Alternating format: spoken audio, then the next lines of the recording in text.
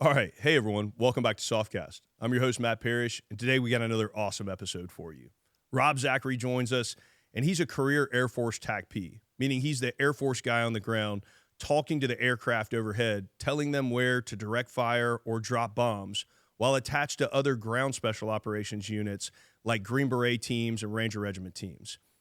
Because of his unique ability and perspective from going to war and training with so many different special operations units, he's gathered a lot of lessons learned and has been able to really do a great job of distilling them and being able to pass them on. So I know you're going to really enjoy this episode of SOFcast.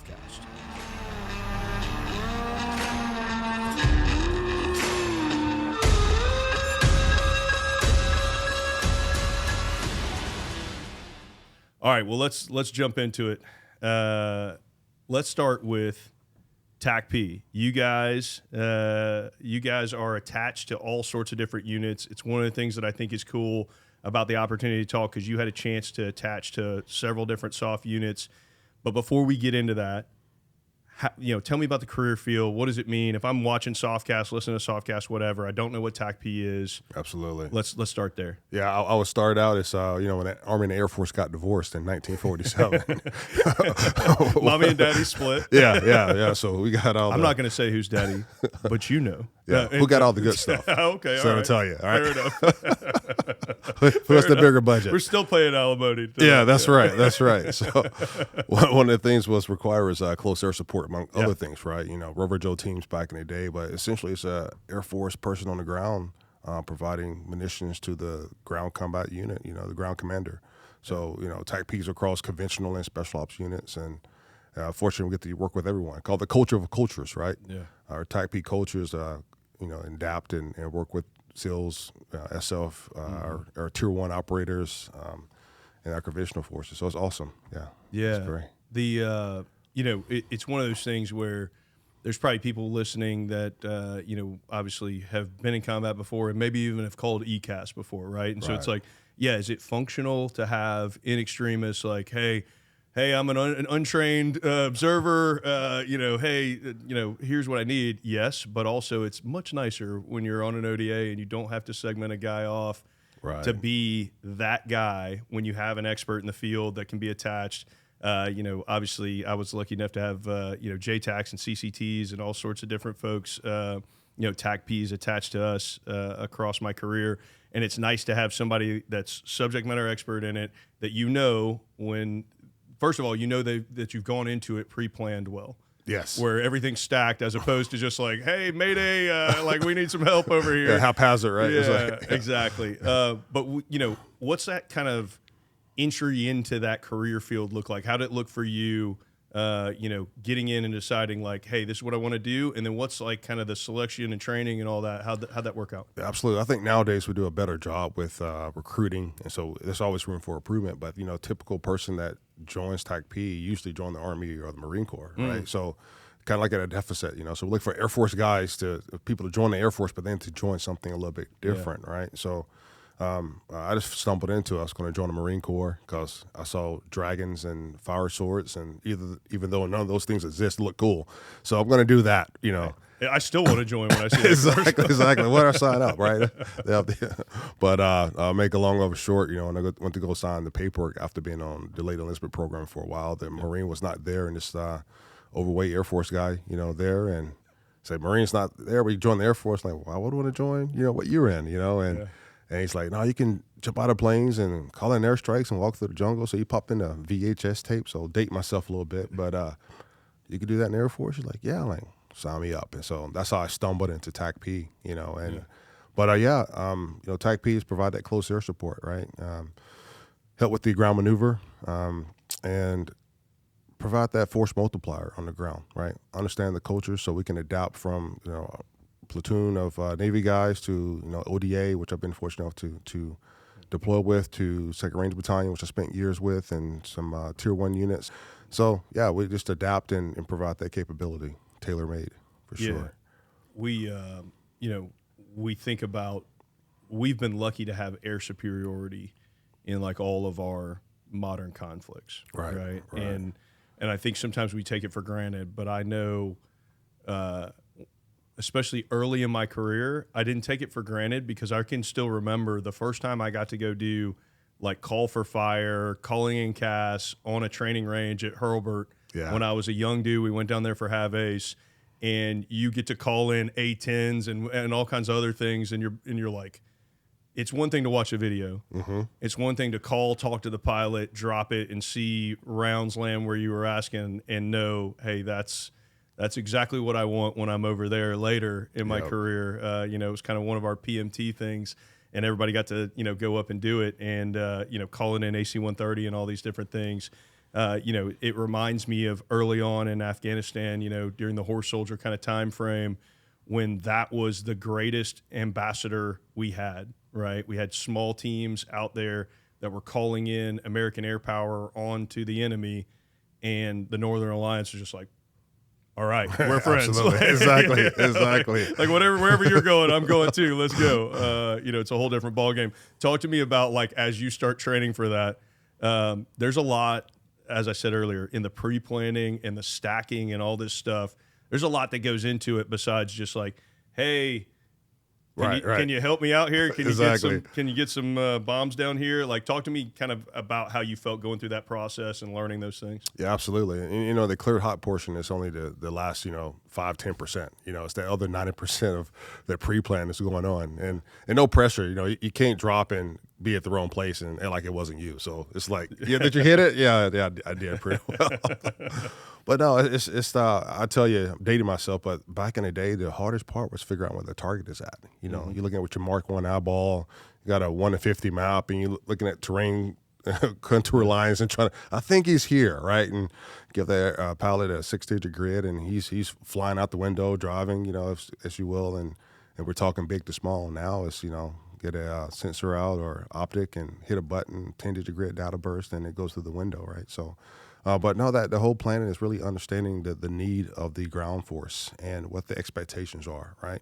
So when we have close air support or we in troops in contact, that's not when I need to ask you, do you need CAS? I should already know this, right? I should be in tune, almost like a symbiotic relationship. So I think the biggest part is really understanding the expectations of you by the ground forces, and then them have an expectation of what you require from them, and that communication piece, and so like talk about 9/11, young brand new guy, brand new staff sergeant, E5. Now I know E5s you can make it in 3 years in the Army, but now in the Air Force a little bit longer. No, 3 years. I think I was a staff sergeant. I think you were. E6. Yeah, I had a buddy E7 and 7. I'm like, yeah. But no, I love my Army brothers, but for the Air Force, a brand new E5. So I've been in a short amount of time, and I got the opportunity to invade Afghanistan with ODA 542. And so huge learning curve, and I set the conditions for my career as far as what white looks like, and the capabilities of our guys. So November,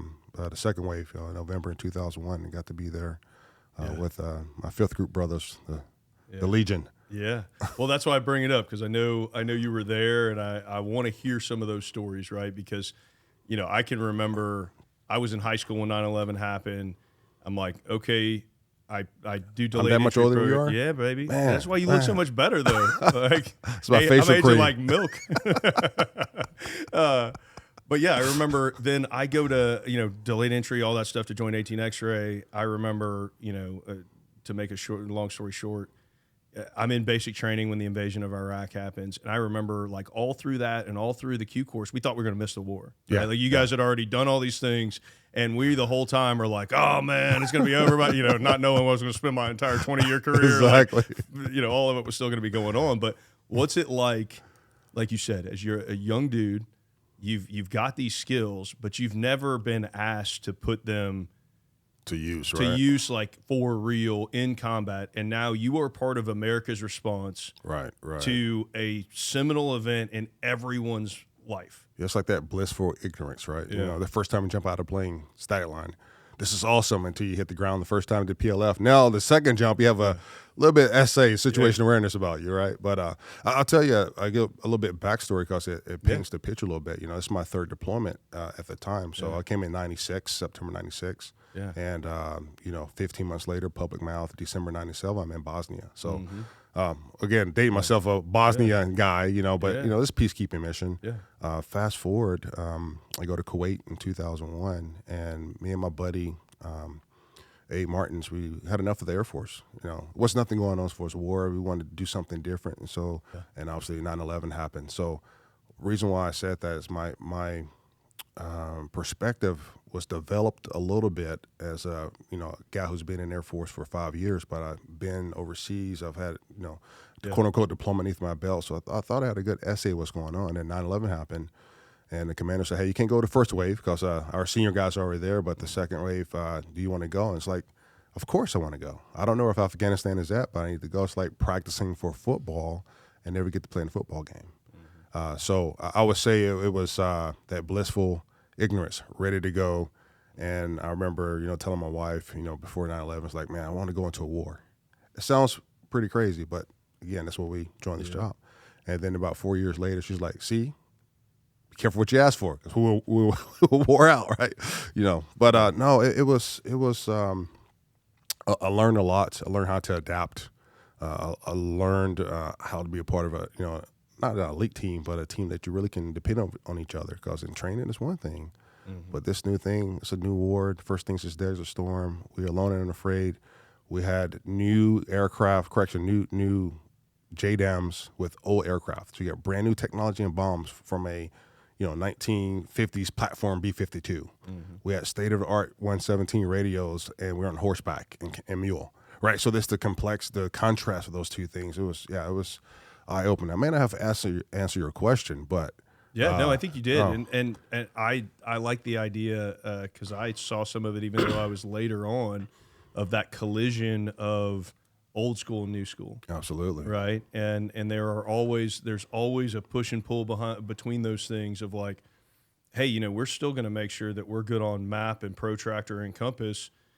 Because if the batteries die or if there's some sort of attack that knocks out all these things that we take for granted, absolutely, we got to be able to do it. But also, we're not hesitant as a force to be willing to push the envelope on the new thing. Absolutely, either, right? And so, Afghanistan was like visibly all the time a collision of old school and new school. Yeah, like these Stone electronics Age are cool. Yeah, and then like riding a horse. I did that as well. It's like I'm leading a donkey that's loaded down with multiple rucksacks with thousands and thousands of dollars of the latest military tech. Absolutely. But the way I'm getting to over this ridgeline and into the place we got to use it is my boots and a donkey. Yeah, LPCs, leather personnel carriers. That's right. And so it's just like this crazy collision where we all want to see, when you're thinking about joining, you see all the cool guy videos and all those things. You're like, oh, I'll be flying around all over the place, doing all these crazy things, have the latest, greatest tech.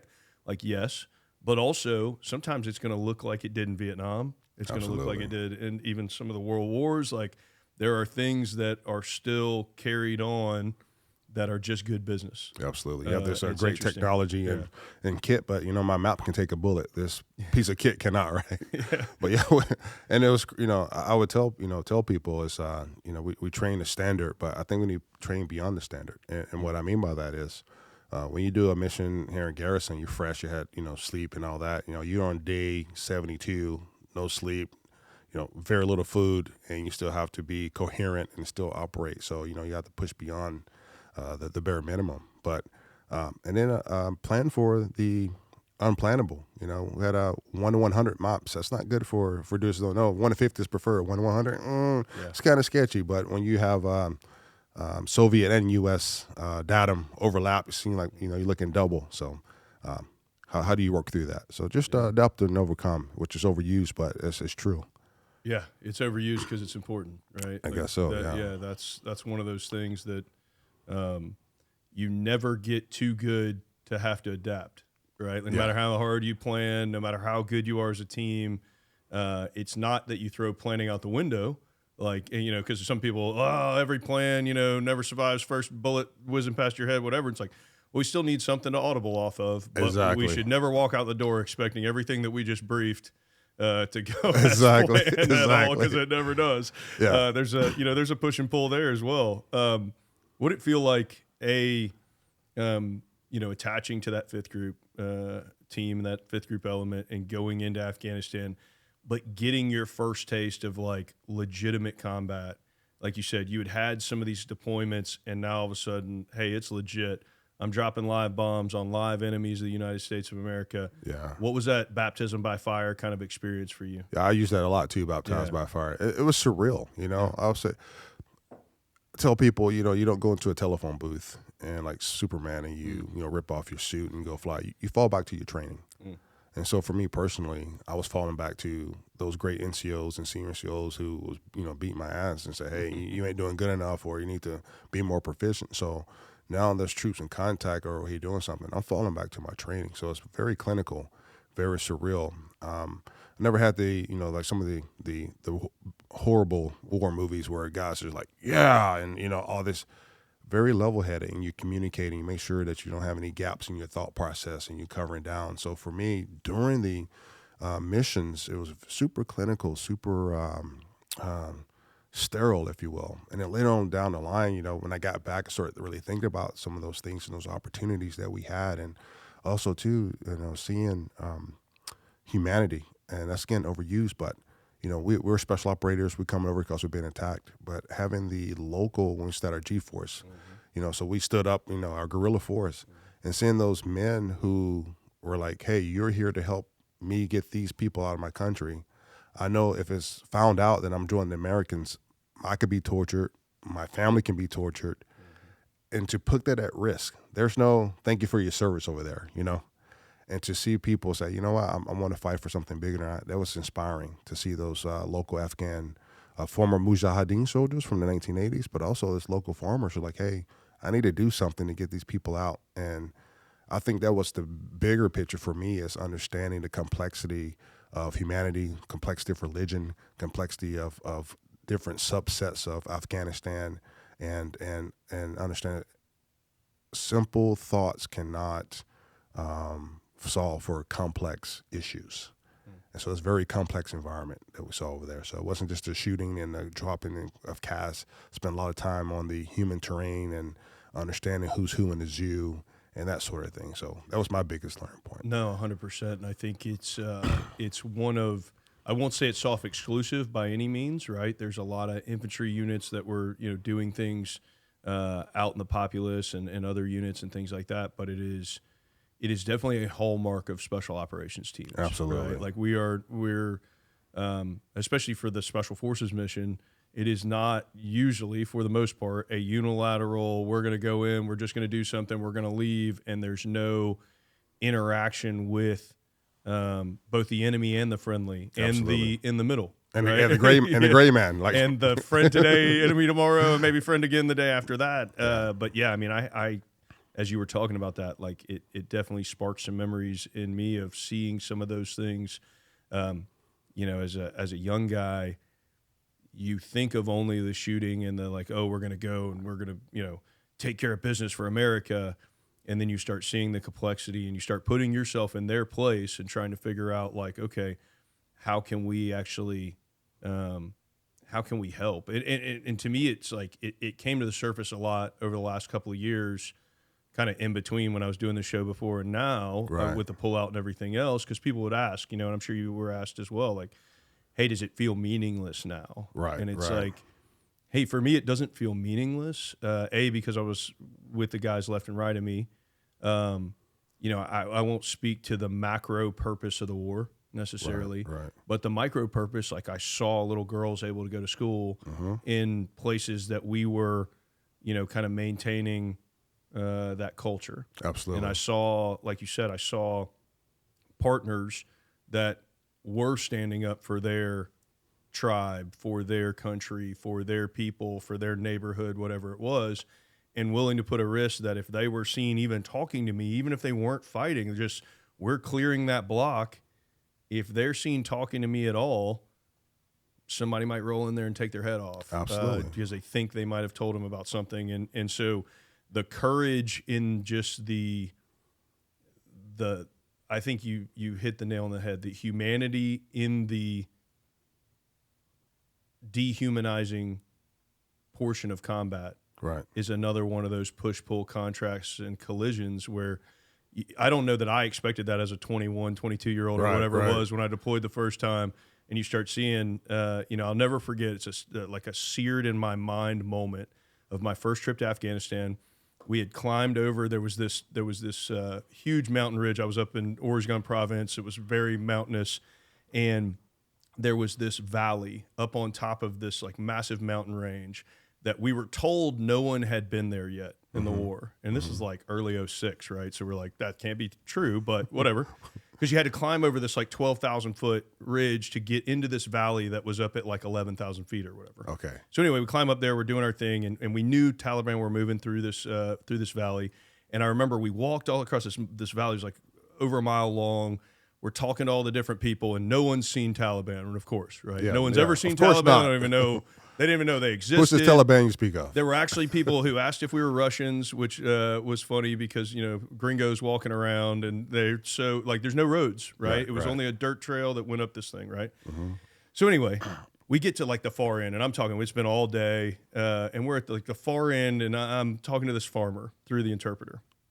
And I'm, like, asking the same questions. At this point, I'm 22 or whatever, and I'm like, this is a fool's errand. Like, I'm going to ask this dude. He ain't going to tell me shit.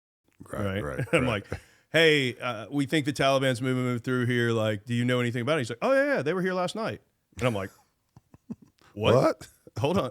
And I was like, wait, you Taliban? And he's like, yeah, they stayed in my house. And I immediately, blood starts rushing up my face. And I'm like, this guy's again, 22. I'm 22. I'm like, this guy's a sympathizer or whatever. It's he's aiding the enemy. Like, I start to get kind of upset about it. Right.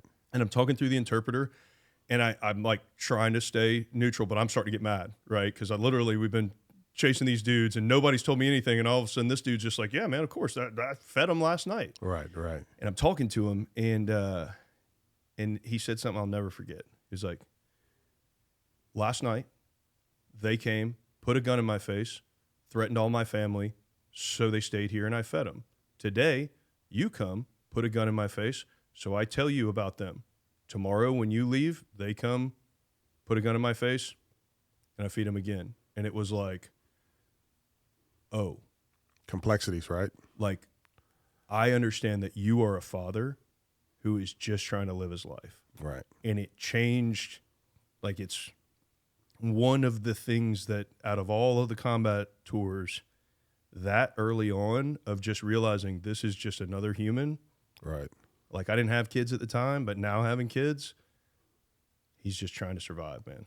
Yeah, that's one of the pet peeves, probably not the best word, but, when we had 9/11, you saw the eagle sitting on the bench, bar stool and sharpen his talents, right? And all this bravado. And I would tell you, the most lethal, the most capable people are not talking about it. They're not beating their chest. It's the people who probably won't go, probably have the test of fortitude, as we say, to do anything, but they talk the most stuff, like the loudest guy at the bar talking the most crap. And so, that's what I offer, like, that super veteran bravado that's played out.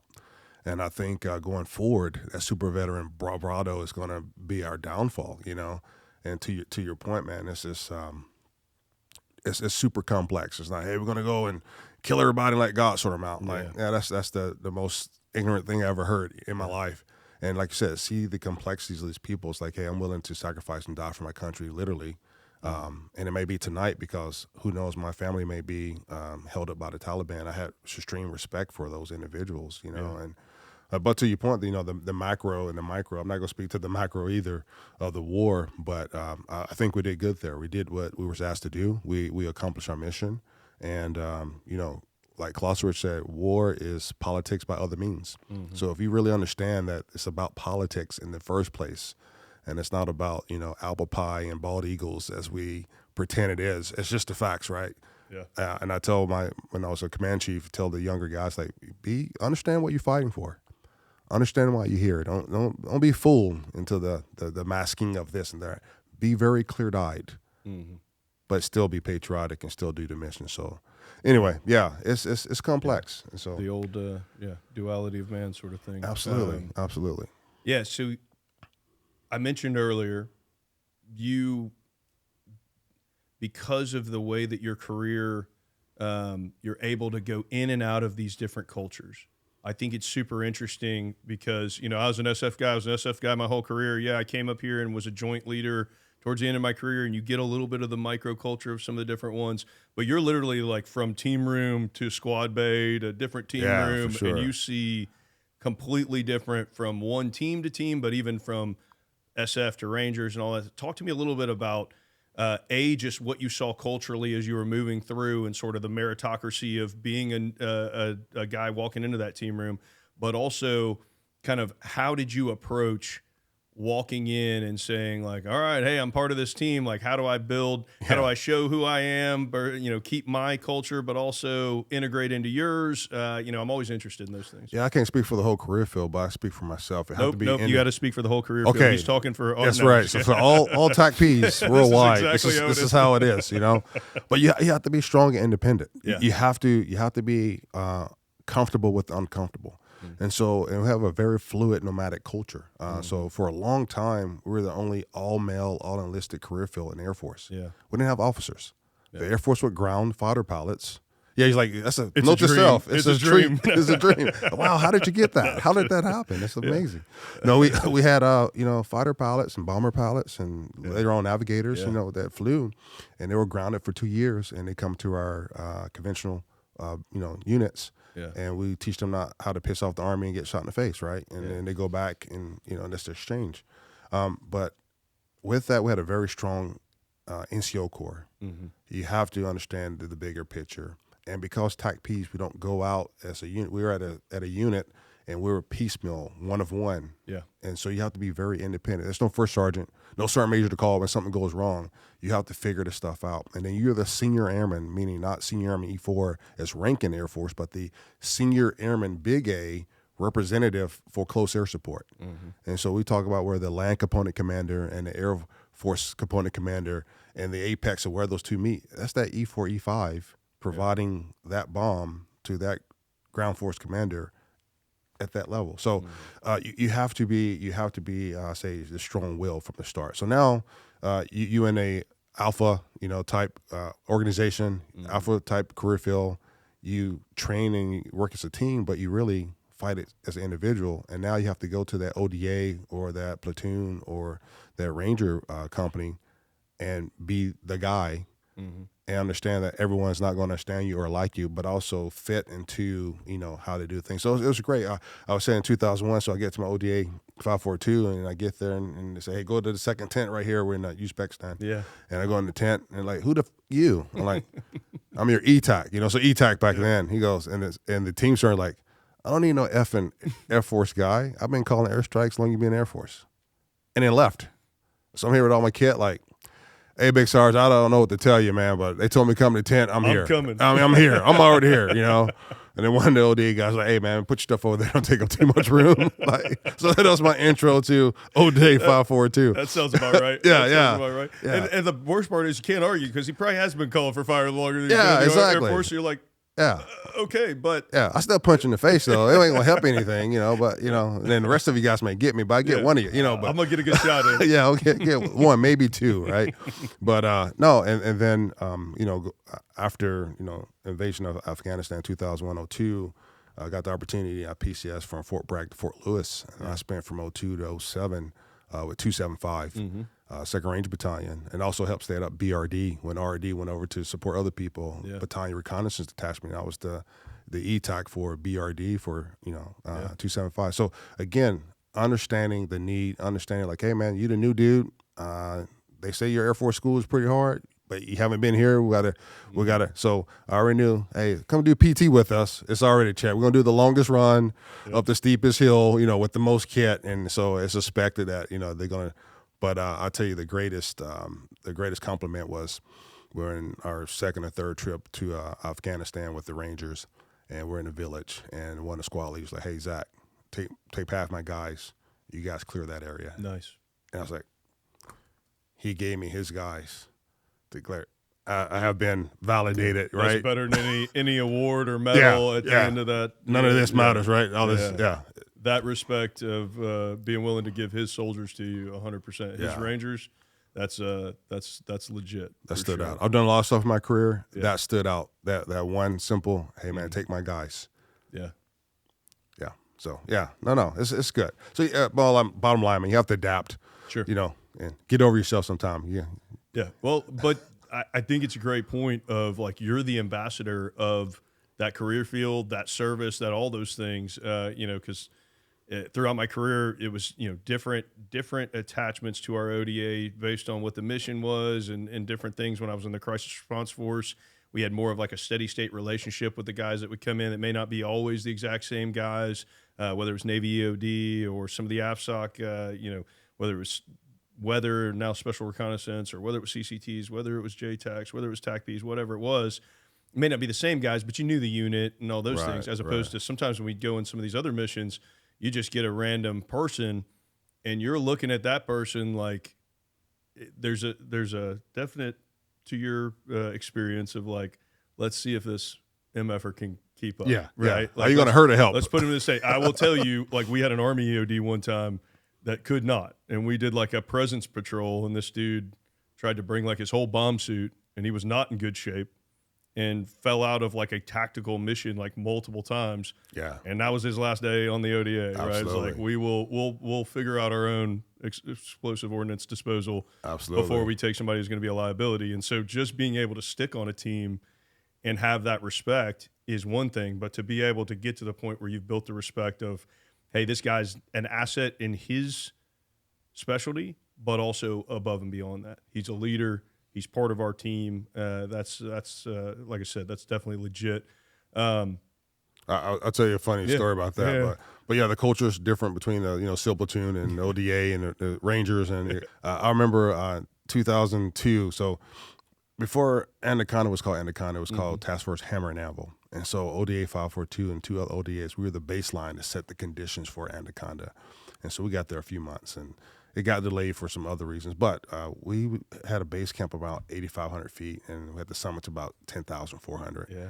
And we had all the gear, TAC piece, man, all the our comm gear. I had a 117 radio, all the batteries. I had the Mark 7, I think, laser range finder, which had 5 BA-55-9s. I mean, all this gear, Especially early, it was not light. No, Early it was not war, light. It was not light. Now it's like, oh, we can power this with one of these lithium batteries. Like, no, that was like 3 55-9s. That's right. Yeah. 20 pounds worth of batteries per thing, and in water and all this. But anyway, and so at that altitude, we're higher than Colorado Springs, and here we are with our gear. It's freezing out, and it's me and two ODA guys and Green Berets, and we're about to set up our observation, a special reconnaissance position.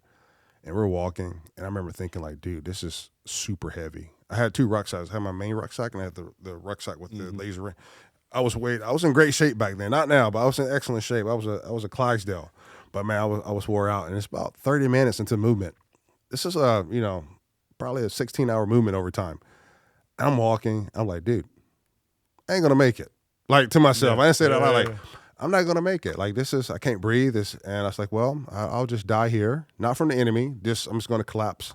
And I'm walking, and finally one of the Green Berets goes like, dude, I ain't gonna make it. I was like, thank God I'm not the only one. What a relief, right? And the other guy's like, yeah, man, this sucks. I'm like, okay, now misery loves company. We all suffering together. But you didn't want to be that first guy, right? You never want to be that first guy. Whoever's the first guy, everybody else is like, thank God, let's take a break. That's right. We did one of those, it was in the same trip where we were climbing the mountains like crazy. And we started out, the first time we did like a really long climb, we had rucksacks. Not, we were like, not assault packs. We were bringing like a ton of stuff up there. Right. And I remember our team sergeant at the time was like, all right, we're going to walk for 50 minutes and we'll take a 10-minute break. And by the time we finished that thing, I felt like it was like 10-minute walk, 50-minute break. I mean, once you said, like you said, you get over 8, 9, 10,000 feet carrying 50 to 100 to more pounds, it's a whole different ballgame. Doesn't matter how good a shape you are. And then you look over and there's a local in like jelly flip-flops that's just like running up the side of the mountain. You're like, okay, yeah. All right, maybe I'm not as good a shape as I thought. Who's really soft? Yeah, that guy. Yeah, exactly. That guy is killing it right now. We like send them up to pull security, and you just see them like, and you're like, okay, yep, levels to this. Okay, yeah, it is. Yeah, we get to the point where we take about 12 steps, and we like do the rucksack flop, and it was Afghan cardio plan. That's what I call it. Yeah, absolutely. It's good times though. When you go through all the different levels that you went through, you also are moving up the chain in leadership as well. And, you mentioned it earlier, as a leader in that career field, which I know you definitely went into some of the joint leadership and stuff later, it's also weird to kind of set people up for that culture of like, hey, I need you to be really amazing at your job, but also I need you to know how to build rapport with your own teammates, because you're launching all these guys and they're representing you, but you don't actually, like, usually as a ODA, as a team sergeant, I might launch one or two guys here and there, but that's not the standard. Right. Usually it's like, hey, a couple guys are going, or we're going as a team or half team or whatever else. So how did you try to build that culture? What were some of your leadership kind of perspectives and lessons, and how did you try to pass your experience? Because by the time you got to that, you were salty dog, multiple combat tours, like you said, through Green Berets, ODAs, Ranger Regiment, into some of the other units. As you started to matriculate up, how did you try to pass that experience on? Yeah, I would say prepare and trust, right? And I'm real big on environment. That's one of those soft words, SOFT, not soft SOF, but the environment matters. And I give a quick vignette. When I do my leadership training I just do now, I ask people about private school, and they pay for private school when public school is free, and live on a certain side of town because it's better environment. Even though you get a cheaper house over here, and you will vote with the three things that matters the most: our kids, our time, and our money. Our time driving back and forth. And our money for school and those sort of things, and our kids is the most precious thing we have. Why do we do that? Because the environment matters. So in our life, we vote with our money, time, and kids, but we come to work and say the environment does not matter. BS. It doesn't compute, right? And so the environment at work does matter, right? So I prepare my guys, and now we have females, but prepare my guys. I was hard on them, but also trusted them, right? So as I said, let people fail without being failures. And so the standard was the standard. The expectations were high. The feedback, the candor was there, and it was often, sometimes unsolicited. But when you go out and do your mission, because I know you have met the requirements, I'm gonna back you up and let you do your thing. And so that's how I always led. The biggest thing also is unsolicited feedback, especially from E7 to about a senior E8. I had my senior tier of NCOs that was right underneath me every month, man. 3, 3, and 3. 3 things to stop, 3 things to start, 3 things to continue. And no caveat. They said, hey, you should start brushing your teeth. I can't be like, oh, I do brush. No, he said, brush your teeth. You said, thank you for the feedback, and you noted it. And so I think that built a rapport for his trust. Like, okay, he's the boss, but he's asking us what 3 things he needs to start doing. Like yesterday, what things you should have stopped doing yesterday, and by all costs, what things should you continue to do if you don't do anything else? And so he values us. Let's make sure that we do what he need us to do. So not about, hey, I don't want to hear the Big Sarge mouth, versus, hey, I don't want to disappoint Big Sarge. And so I led with the environment. It wasn't soft and touchy, but the environment which you operate in, it matters, and how you treat people matters. And I have had success with my different units. And then one other thing is understanding people are different. So with a TACP squadron, if you will, our squadrons are small compared to Air Force squadrons. And so, MOSs have different backgrounds, different cultures, different personalities. So I'm going from admin to intel to vehicle mechanic to radio guy to, you name it. I can't treat everyone like a TACP, as far as my leadership style. And so that helped me understand, like, hey, the environment matters. How you talk to people has to be tailored, and how you do things. No different than how we go to war with the ODA or Ranger Battalion. They're different. Yeah. No, that's awesome. I think a bad leader puts the onus of responsibility for receiving leadership on the subordinate. True. And I mean, we've all served with guys who are like, well, that's just the way I am. They need to listen, or they need to do whatever, right. As opposed to like, okay, to a certain point, I'm not saying you walk around on eggshells and you're that's not at all what I'm saying. Yeah, a little salsa. I was a 7th group guy. But facts. Yeah, but the hips don't lie. But anyway, I think there's a difference. If you are, I'll just say, definition of insanity, doing the same thing and expecting a different result. If you are putting things out in a certain way and the culture is not responding in the way, or your subordinates are not operating the way that you're hoping, a good leader looks at like, okay, am I delivering the message incorrectly? Absolutely. Is there something I'm not setting the conditions, as opposed to sort of egotistical leaders will look at it as like, well, this is just how I am, and everybody just needs to learn how to take my leadership. And I think you bring up a great point of, especially with your experience in that type of squadron, I'm sure helped you as you got up into higher levels of responsibility, where now you're in joint, you're talking to all kinds of different people. It's just the circles continue to expand. Absolutely. Right? Absolutely.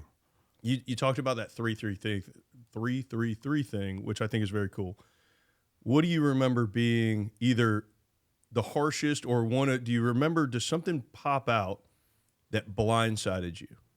Yeah, I remember when it comes to mind was, hey, Big Sarge, let us do the mission, and you don't have to be in front all the time. Oh, okay. Right. Yeah. And it wasn't like me being in front, like, hey, look at me. I already got my ring. That's not what I was doing. I was like, but that type A, we are on the X, we did the mission, right? Do more than your share.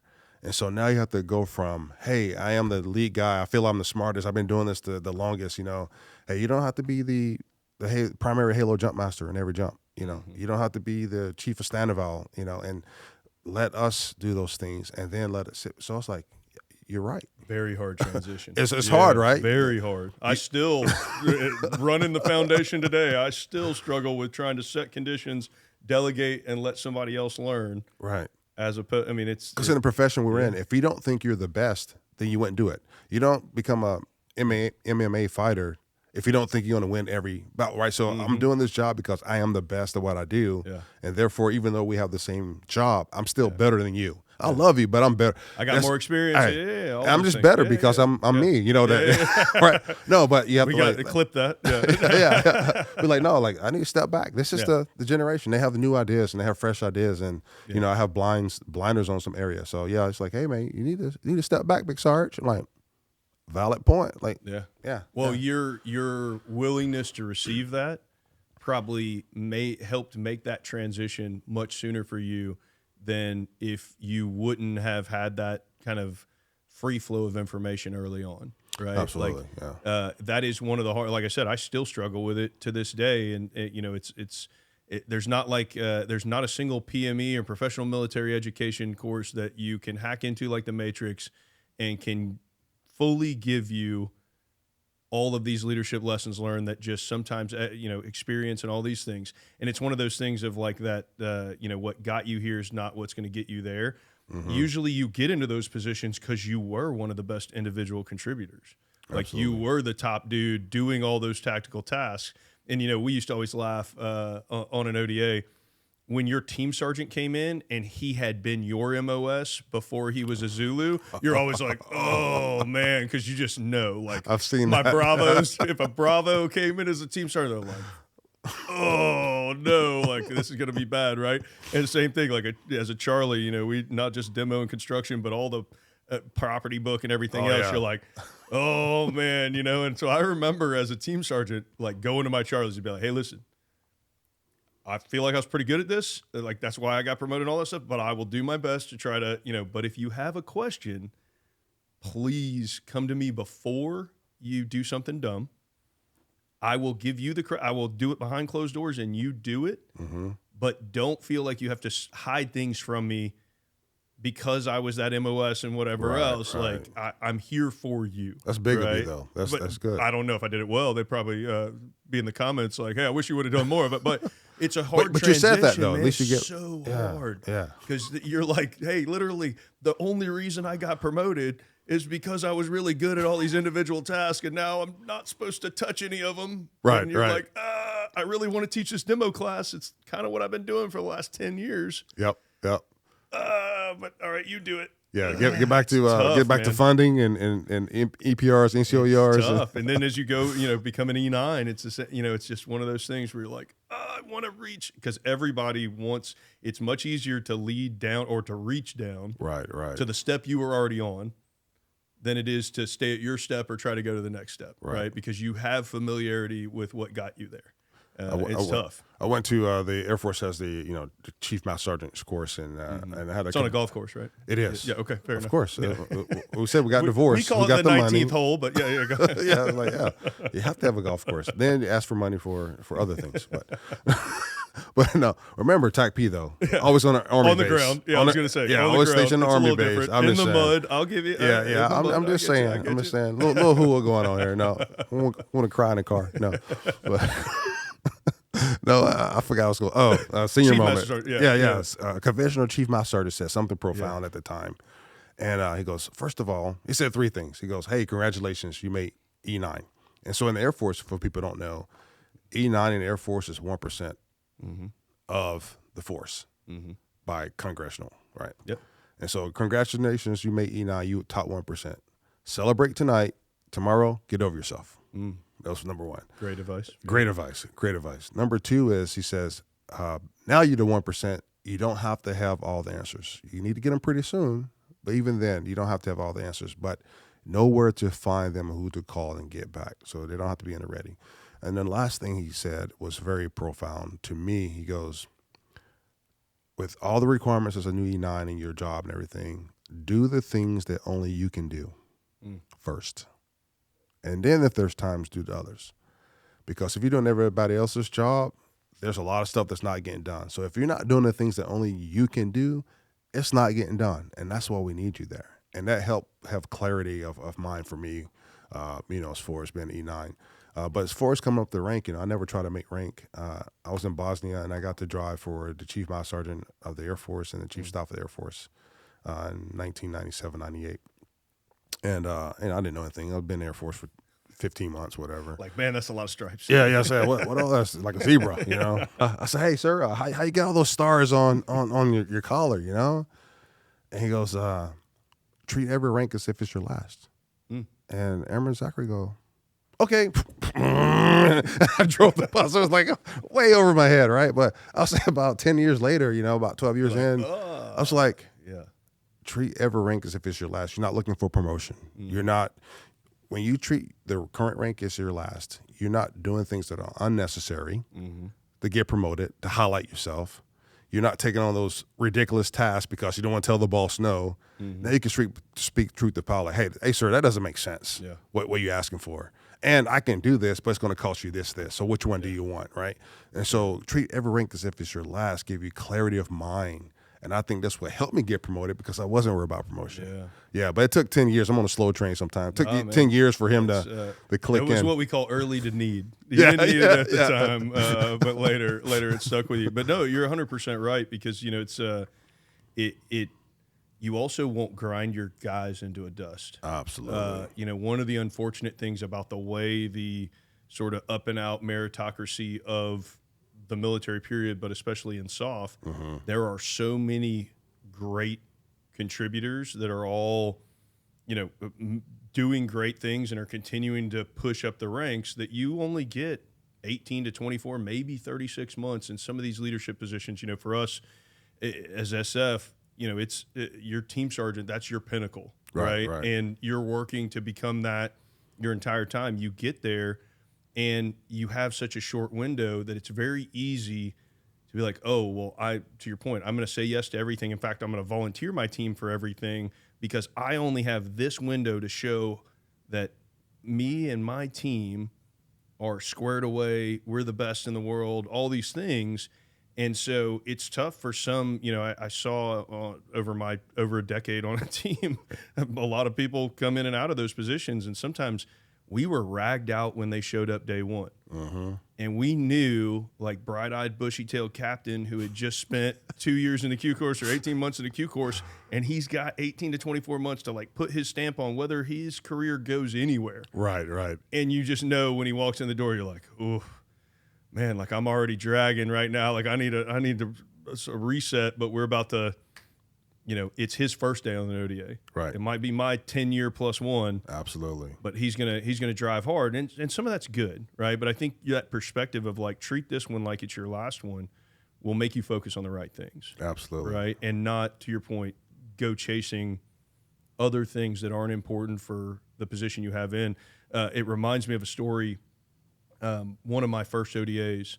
Afterwards, after I had left there, like right after I'd left, they had gotten a new team leader, and the guy was a Mustang, former enlisted guy. He had been in 18 Bravo, he'd been an SF guy, Right. and kind of to the point earlier of like any leadership that comes in that was your previous. Well, he's like down on the range, running POIs, helping all these things. And at one point, we had a very senior Bravo, one of my best friends in the world, who's about to retire, that pulled him aside and was like, "Hey, listen, I know you're a good Bravo. I've been on this team for 7 years. I'm a good Bravo. I appreciate what you're doing, but you being here only makes us a percentage better. But we need you to be the captain.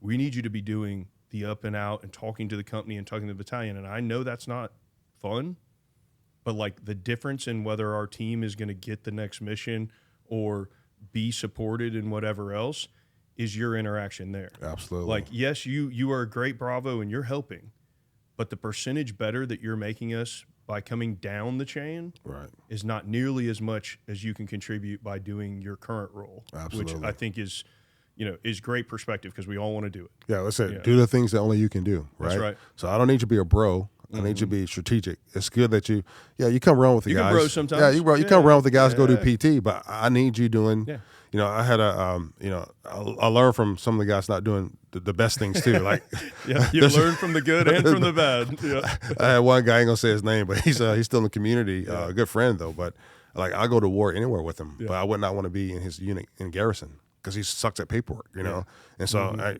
who's going to get promoted? How you articulate that to the Air Force? Who are we getting the equipment that we need? Do we have the budgeting? Do you know how the budget system works and the palm cycle? Like, I don't need you to come out to the range and call airstrikes. I need you to know those administrative things that make sure we have the equipment, the funding to go TDY to go. That's right. right. So you have to turn that. And I think because I was an early adopter to, hey man, I'm not the coolest guy anymore. I'm not the best JTAC, TACP, or the best free fall jump master.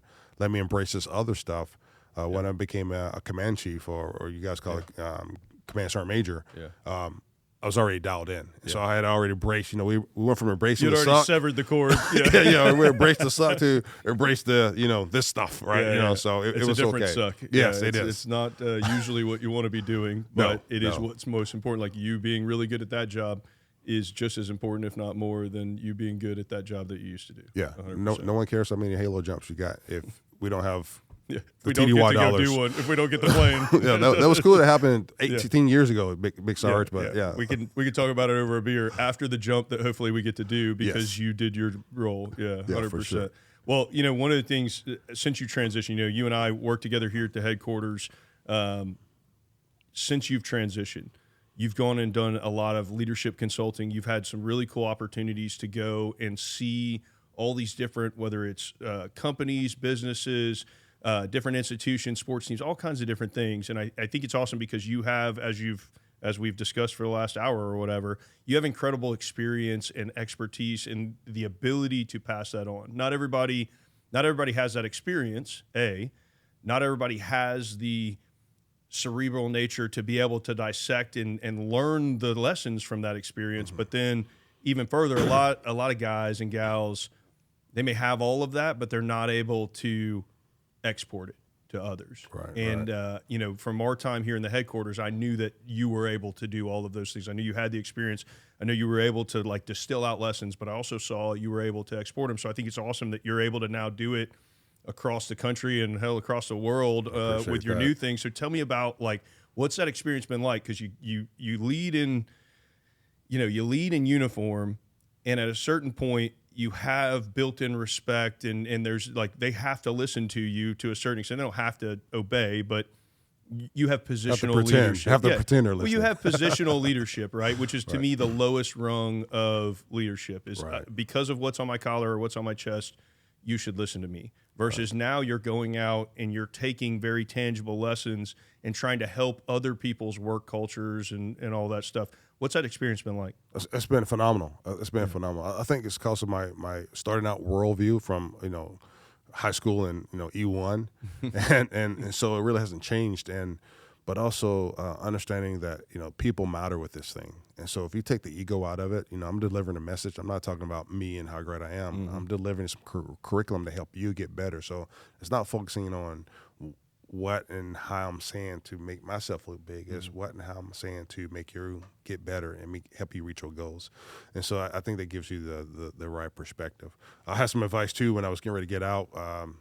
The first time, the second time I was going to get out. But you say, hey, a lot of problems that we have with our career field is we don't know how to go from being from somebody with a big S to somebody with a small S. Right? I'm somebody. I'm a Green Beret. I'm a TACP. I'm a Pathfinder, Jump Master. I'm long tab, triple canopy, right? I'm all this stuff, and you come in, I need you to respect my authority, All right, and then you go out the street, and an 18-year-old kid's like, yeah, what you want at Publix? People lose their stuff, right? I don't think it's intentional, but it's misplaced, relevance on certain things. And so we have this veneer that we have, and when it's stripped away, we may not be that solid oak, it may be a little bit pine, not what we thought it was. So with that all being said, it's been awesome to leave the uniform and to bring some of those lessons that we have learned in those hard experiences and adapt it for the civilian market. I still do military. I do, lectures at colleges and private companies and public traded companies. And it's all about, hey, what do you need help? What are your gaps? What are your challenges? And then how can I bridge that? Not about, hey, let me tell you what I did. So I think that's helped me be successful for sure. Yeah. What do, one of the things, and I talked to Nick Lavery about this, who does some of that as well. I've done on a much smaller scale, speaking to some of these different businesses and things like that, some of the sports teams. And I always get as much out of it or more, I feel like, than they do. So usually I'm like, hey, I'm just happy to be able to see another culture, see another kind of operating system and all that stuff. How has that struck you? What lessons have you been able to kind of pull to seeing all of these different things from kind of our lens? What's been impactful for you? Yeah, fortunately or unfortunately, a lot of the issues are the same. Yeah, so it's people. It's people, man. Spoiler alert: people are people. Yeah, and so my company, Primer Development Group. Yeah. When I speak to the stakeholders, I say it's a tailored suit. It's not at department store one size fit none suit and it's over big. It's too small. I have my name in because it's tailored, right? I was gonna say, you're not buying it off the rack. Everybody who's watching YouTube right now can see that. That's anyway, right. Keep going. Yeah, I'm sucking it in right now, but when I talk to the organization, I was like, hey, are you going to a wedding in the winter in Boston, or are you going to a club in the summer in Miami? And I need to measure you and make sure you have the right material and what's the look you're looking for. So it's a tailored suit approach, right?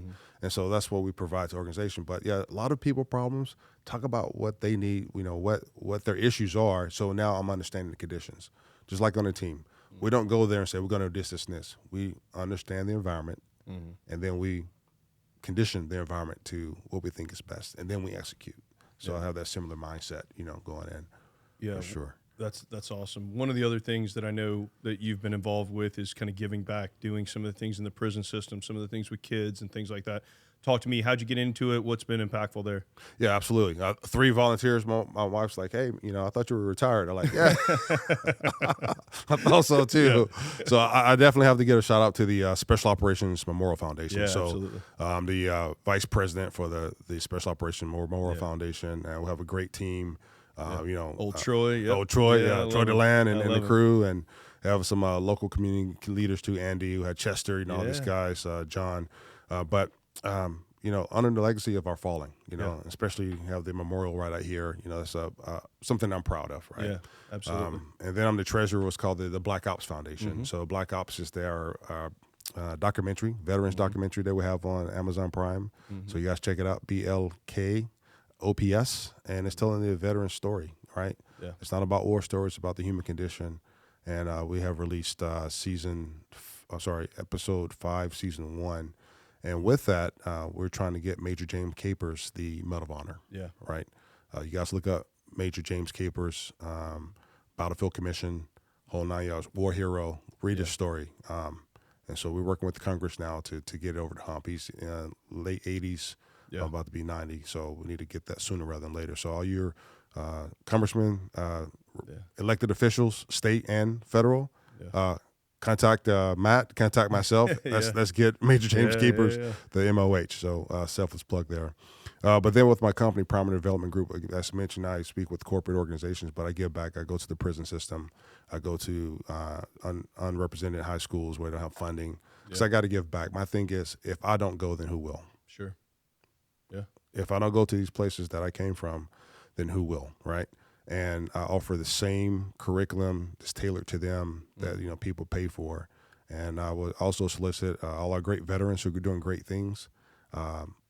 Take some time out and give back. Again, I'm not trying to be on a high horse or anything. I'm saying just a buddy check, right? Let me check your parachute. Hey, find a passion and give back. And so it's been very rewarding to have one or two people, one of the guys in the prison with tattoos on his face, like, hey, bro, I really like your candor and how you put the ownership back on me, how I wasn't doing what I was supposed to do, it's not everyone else, and I appreciate that. And same thing with the kids, we need to give them hope and show them that people care for sure. Yeah, no, it's phenomenal. I was talking to somebody actually last night about this because they were kind of talking about the lack of purpose or the shift in purpose as you retire or as you transition out of the military. And it's tough to find, kind of your next mission, your next purpose, and all of those things. And to me, again, I'm not trying to be a high horse either, but for me, it was like, hey, now running a nonprofit, it was easy for me to then shift. I did some other things in between where I was missing that macro purpose and even some of that micro purpose of being able to really invest in people. And I think there's a reason a lot of us that are, especially in the enlisted force, but it's true for the officers as well, is like you spend your whole career investing in people and trying to do all these things we've talked about over the last hour of taking care of folks and whatever else. You're not going to retire and go just like sit on a beach and drink margaritas or whatever. Like you have been trained, you've been assessed, selected, trained, continued to evolve and learn and grow towards leading, setting conditions, helping others get the most out of what they're trying to do. Absolutely. And so find a way to continue to do that. Whether, like, one of my favorite things right now is I coach my kids in sports. And I get to invest in all, not just my kid, but all these kids on the team. And I've been blessed to have, out of the 10 kids that are on my son's Little League team right now, I think 6 of them I've coached for like 3 or 4 years. Right? Oh, wow. I've seen them since they were in T-ball. And seeing them grow and learn, and same with my daughter in softball, of seeing a young girl who has no confidence, walks up to the plate and just knows she's going to strike out, and working with her over the course of a couple seasons to where she's hitting the ball and has confidence, and you see it ripple out into those other things. Is that saving the world? Absolutely not. Is that anything that anybody, and I'm not saying it for like, oh man, look how great this guy is. It's the same thing we were doing in uniform of trying to get that new guy on a team to be able to be an asset. Absolutely. It's how do you find that, and you will get more fulfillment of purpose and mission out of finding a way to give back to somebody else than you ever will chasing your own dollar or title or whatever else. And so I think, as anybody's listening to this, if you're still in, at some point you got to take the uniform off. And if you're coming off, it's coming off. God willing, it's coming off while you're still breathing, right? Yeah, and absolutely. so take that as an opportunity to then go out and do some good in the world and find some purpose. And so I obviously applaud and much respect for everything you're doing on the commercial side, but also in that giving back. And, I'll tell you from the Special Operations Memorial Foundation, and for those that are listening, we're in SOCOM headquarters on MacDill Air Force Base in Tampa. This memorial is like right outside the gate here, right? Like, well, it's in MacDill, but right off of the SOCOM campus, like adjacent to it. And that was a sticking point during my time as a first sergeant here and when I was running POTIF. If we had visitors from outside, we're either going there first or we're going there after. And it's because you can get insulated away from the realities of what we do by being in these hallways and doing all these things and whatever. And we got to never forget the realities of it and to continue to honor those that don't have the opportunity to continue to find that mission and purpose. And so serious business that we do, right? 100%. And the Boston Celtics coach, he corrected that. He saw that. It's like, Yeah. I love that guy. Yeah, I love him. Like, dude, hey, somebody get to that guy. Like, let's have him on SOFcast. Exactly. Man. Dude, Bring him he's on. awesome, man. I'm cold I call love him. that guy. Christian, like, he just sets his culture, you know, and everything he talks about is spot on. Legit. He's like, Jason Tatum has to deal with. He goes, no, he gets to. Yeah. Like what? He gets to be on in NBA. He gets to be on one of the best teams in the NBA. He gets to be a hero or not on the field, on the basketball court. And so that's how I look at it. I get to volunteer. I get to, hopefully have influence on people. And my grandfather, he passed away 2 years ago, going on 2 years. He died at 95, but he lived with us since he was 88. So talking about wisdom, born in 1928, Calvin Coolidge was the president in Clay County, Alabama. So it's all about perspective, right? But one of my many things he says goes, life is too short and death too certain. And how to look at things through his lens. And I think I've grown, a couple of decades in certain things. And so, hey, I get one turn around this thing. So let's crash out, let's go till the wheels fall off. Absolutely. Well, man, I appreciate it. Like I said, super excited to be able to sit down, chat with you. And appreciate the ask. No, 100%. And I hope if you're out there listening, as Zach said, find Black Ops. I think you're episode 3. I think it is. I think so. I think so. Skip that one. No, I watched it. I liked it. No, it's good. I mean, it's another window into people's lives, into the humans behind. That's what this show is about. Is humans more important than hardware. Soft truth number 1. Hey, how do we hear some of these perspectives and some of these things and learn? And we're not monolithic. Back to the humanity portion that we talked about earlier. This is not like, hey, just trigger pulling, running around, whatever. Yeah. How do we learn some of these life lessons and how do we export them and things like that? So I applaud that effort as well. And again, man, I just appreciate the time, and it's always good to talk to you, brother. Thanks, bro. I appreciate it, man. Yeah, awesome. All right, I hope you enjoyed this episode of SOFcast. No matter where you find our show, do us a favor, go give us a like, a follow, and share it with somebody in your network who might enjoy this episode. Also, please go give us a 5-star review. It really does help other people find the show. If there's someone else that you'd like to hear from or a topic you'd like to hear about, please shoot us an email, sofcast@socom.mil. And while you're at it, go check us out on social media at USSOCOM, whether it's Facebook, Instagram, X, LinkedIn, wherever. Follow along with what's going on with U.S. Special Operations Command and with the show. And on behalf of all of us from General Fenton on down at U.S. Special Operations Command, thanks for listening to another episode of SOFcast.